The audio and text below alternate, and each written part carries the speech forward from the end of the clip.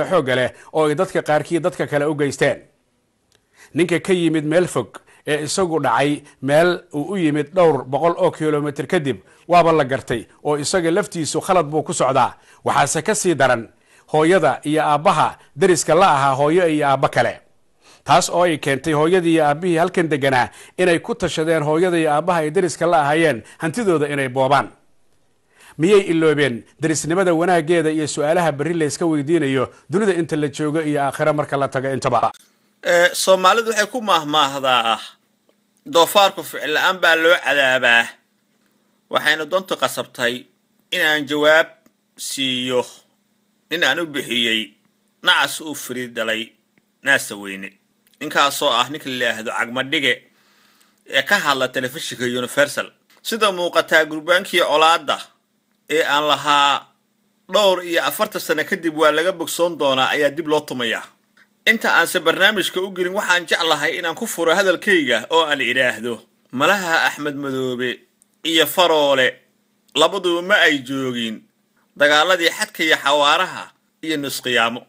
haddaan intaa uga baxana waxaan si kooban u gudagelayaa in aan idiin guud maro faala kooban oo aan ka qoray hadal ka baxay Universal 7 bishii afraad, kaas oo beelweynta hawiye si aan ka firsi lahayn loogu aflagaadeeyay. aflagaadadaasina uu geystay nacas uu firiid dhalay naasa weyne cagmadhige. marnaba ma ihi kuwa ka soo horjeedaahay in dadku ay cabiraan fikradooda, maxaa yeelay xoriyatul qowlka waa qodobka qura ee aan ku dagaalamo. hase yeeshee waxaa la yaab iyo amakaag ila noqotay in ninka lagu magacaabahay cagmadhige uu si qaawan u caayay beelweynta hawiye, asagoo markaa ku bedelinaya caydaasna sandareero kooban oo uu ka qaatay kuwa la baxa sahal ama dad u dhashay reer Puntland. waa ceeb, waa yaxyax weeraha uu adeegsaday. kaba sii darana caawa barnaamijkiisa waxa uu ku dafaray ninka la yidhaahdo cagmadhige. hadalkaasi ceebta aflagaadada ilhaanada ah ee uu beelweynta hawiye ugu gafay. weerihiisaasi waxaa ka mid ahaa dad baa ka soo duulay 700 kiiloomitir iyo 500 kiiloomitir. markaas ayay xamar yimaadeen oy xamar xoog ku qabsadeen oy gurihii billaqaysteen. kaba sii darna waxa uu yidhi kuwii la deganaa ayaa dadkii diriskooda halkii ka difaaci lahaayeen iyagana billaqadii wax ka galay oo gurihii billaqaystay. kuwa soo duulay miyuusan ula jeedin beelaha habalgidir, duduble, murusada iyo xawaale. kuwa dadka la degan boobase miyuusan ula jeedin beelweynta mudulood ama abgaal ismaan. xoogga leh oo ay dadka qaarkii dadka kale u geysteen. ninka ka yimid meel fog ee isagu dhacay meel uu u yimid dhowr boqol oo kiiloomitir kadib waaba la gartay oo isaga laftiisu khalad buu ku socdaa. waxaase ka sii daran hooyada iyo aabbaha deriska la ahaa hooyo iyo aabba kale, taas oo ay keentay hooyadii iyo aabbihii halkan deganaa inay ku tashadeen hooyada iyo aabbaha ay deriska la ahaayeen hantidooda inay boobaan. miyay iloobeen derisnimada wanaaggeeda iyo su'aalaha berri la iska weydiinayo dunida inta la joogo iyo aakhira marka la tago intaba. labadaas maysan ahayn kuwa cad oo muuqda oo aan la dafari karin. miyuusan ahayn nacasku inuu yahay pay as you go, telefoonada lacagta lagu shubto ee kadibna la iska tuuro. miyuu ahaa qodobkaasi qodob ethics journalismka iyo code of conductga la shaqeynayay.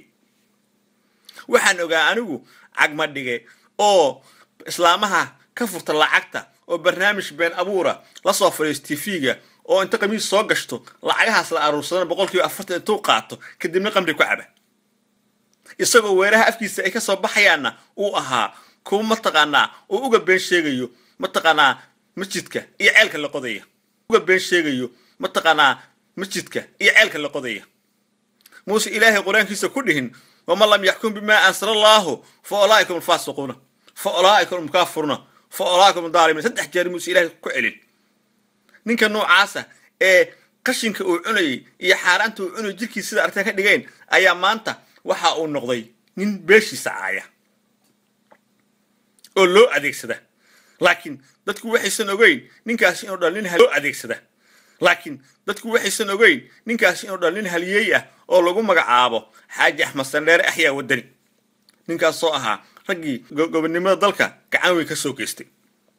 laakiin waa iska caado waxaa la yidhahdaa friidi wuxuu dhiraa nacas nacaskaasina waa ninka la yidhahdaa cagma dhige haddaba anigoo daahir cabdulcaali sow ayaa waxaan go'aansaday bal inaan cagma dhigay iyo aniga aad ciyaarta dhex martaa daawataan marnaba ma ahi nin ku taageeray reerka oo ka dhashay hawiyaha xumaan laakiin hooyada iyo carruurta beelweynta hawiye waxaan ahay ninka codkooda ku hadli lahaa maanta marka loo joogo reer maxaa yeelay ilaah baa iga dhiga reer waxaan diyaar u ahay in beelweynta hawiye waxay ku qaldan yihiin aan alla ilaahay aqbalo laakiin qabiil intaas tiro la eg oo culamo iyo caamile ayaa soo duulay oo dadka guryahooda heestahay waxay ugu tahay ilhaano aan loo dul qaadan karin haddii aad maqli jirteen beelweynta hawiye waa looma ooyaan oo kooda la dilo iyo kooda mataqaanaa dhibaataysanin kama diirnaxaan maanta sheekadii way soo dhaafta halkaa waxaa la ogaanayaa